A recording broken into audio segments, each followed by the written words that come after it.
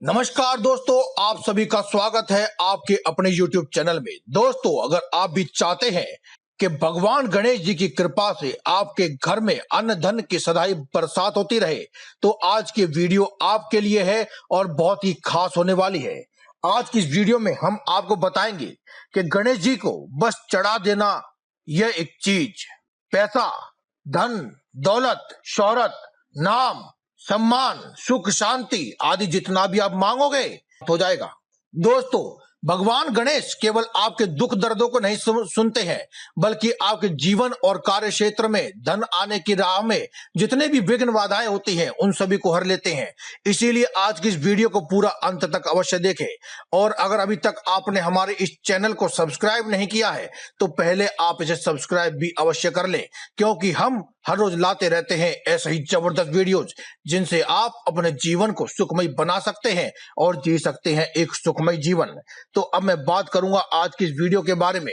गणेश जी को चढ़ा देना बस ये एक चीज, जो भी कुछ आप मांगेंगे वह बहुत ही जल्द आपके हाथों में होगा। दोस्तों, भगवान गणेश को विघ्नहर्ता और मंगलकर्ता कहा जाता है, क्योंकि ये सभी दुख जनों के, अपने भक्तगणों के सभी प्रकार के दुखों को हर लेते हैं और उनके जीवन में सदैव मंगल ही मंगल करते हैं। तो दोस्तों, अगर आप भी चाहते हैं कि आपके जीवन में मंगल हो, सभी प्रकार के विघ्न हर लें, और आप अगर गणेश भगवान को दिल से मानते हैं तो एक बार कमेंट बॉक्स में जय गणेश भगवान एक बार अवश्य लिखें। दोस्तों, भगवान गणेश को पान का पत्ता बहुत ही प्रिय है। अति प्रिय होने के कारण सबसे पहले पान के पत्ते के बारे में ही बताते हैं। दोस्तों, कहा जाता है कि पान के 108 पत्तों को लेकर एक मोली में, यानी कि जो हाथ पे कलावा बांधते हैं, उसकी सहायता से पिरो करके अगर आप माला बना लेते हैं और भगवान गणेश की मूर्ति पर चढ़ा देते हैं तो आपकी सभी जीवन की सभी समस्याएं समाप्त हो जाती हैं तत्कालीन प्रभाव से। यदि आप इतना ना कर पाए तो आप पान के पत्ते को प्रसाद स्वरूप भगवान गणेश जी के चरणों में चढ़ा सकते हैं। दोस्तों, अगर आपके जीवन में अचानक से ही कोई बहुत बड़ी परेशानी आ गई है या फिर आपको लगता है कि आने वाली है, तो आप इसके लिए एक मीठे पान का बीड़ा बनवा कर लाएं और भगवान गणेश जी के मंदिर में जाकर के भगवान गणेश जी को चढ़ा दें। भगवान गणेश जी को मीठे पान का बीड़ा इतना पसंद है कि जो भी भक्त मीठे पान का बीड़ा भगवान गणेश को चढ़ाता है, भगवान गणेश जी स्वयं उसके जीवन से सभी समस्याओं को हर लेने का बीड़ा अपने सिर पर, अपने कंधों पर उठा लेते हैं। बस आपको करना यह है कि जो भी आप खास प्रकार की समस्या से मुक्ति पाना चाहते हैं, समस्याओं को हर लेने के लिए प्रार्थना करना चाहते हैं, बस भगवान गणेश को वो बीड़ा चढ़ाते समय एक बार बीड़े को अपने मस्तक से लगाएं और सभी प्रकार की अपनी समस्याओं को बोल दें और अपनी समस्याओं से मुक्ति पाने के लिए प्रार्थना करते हुए भगवान गणेश के चरणों में एक बार चढ़ा दीजिए। बस एक बार आप इस उपाय को कीजिए और आपकी वह समस्या से आप मुक्त हो जाएंगे। दोस्तों, जब भी हमारे घर में कोई भी हवन पूजा पाठ होती है तो आपने अक्सर देखा होगा कि पंडित जी महाराज एक सुपारी लेकर के उसको गणेश जी के स्थान पर विराजित कर देते हैं। दोस्तों, सुपारी में साक्षात भगवान गणेश का वास होता है, यानी कि ऐसा भी आप कह सकते हैं कि सुपारी को साक्षात भगवान गणेश जी माना जाता है। इसीलिए क्योंकि भगवान गणेश को सुपारी अत्यंत प्रसन्न होती है, अत्यंत प्रिय होती है, जिसे देख करके उसके द्वारा किए जाने वाले उपायों से वे बहुत ही जल्द प्रसन्न हो जाते हैं। तो सुपारी का प्रयोग हम इसलिए करते हैं ताकि आप अपनी सभी मनोकामनाएं पूरी कर सके।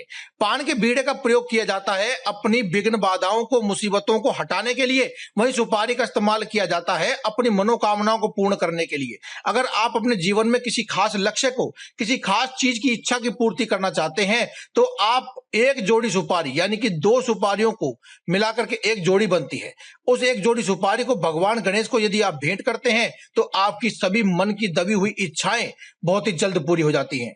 दोस्तों, आपने YouTube पर बहुत देखा होगा कि सुपारी भगवान गणेश को चढ़ा दीजिए, आपकी इच्छाएं पूरी हो जाएंगी, लेकिन किसी की नहीं होती हैं, क्योंकि उन्हें सही विधि का पता ही नहीं है। सही विधि का पता अगर आपको भी नहीं होगा तो आपको भी ये उपाय असर नहीं करेगा।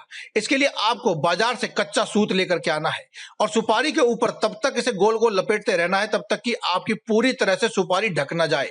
इसी प्रकार से दोनों सुपारी को ढक लीजिए और उसके बाद आप एक लाल रंग के कलावे से, यानी लाल रंग के धागे से इन दोनों सुपारियों को एक साथ बांध दीजिए और उसके बाद आप भगवान गणेश के चरणों में अपनी मनोकामना को बोलते हुए इसे चढ़ा दीजिए।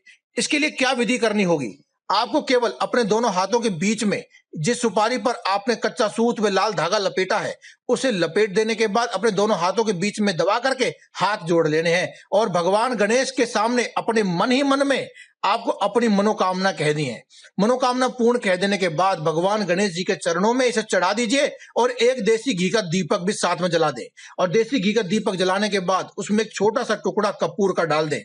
दोस्तों, जो भी आपकी मनोकामना होगी वे बहुत ही शीघ्र भगवान गणेश जी तक पहुंचेगी और भगवान गणेश तो इतने कृपालु हैं कि अपने भक्त के द्वारा किए जाने वाले एक छोटे से उपाय से, जो कि निर्मल भाव से किया जाए, पूर्ण श्रद्धा निष्ठा भाव से किया जाए, पूरा विश्वास जो व्यक्ति रख के करता है उसके द्वारा किया जाए तो भगवान गणेश बहुत ही जल्द प्रसन्न हो जाते हैं और उनकी सभी मनोकामनाओं को शीघ्र पूर्ण कर देते हैं।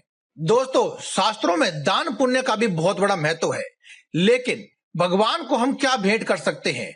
रुपया, पैसा, धन दौलत, ये तो भगवान के पास स्वयं ही बहुत है।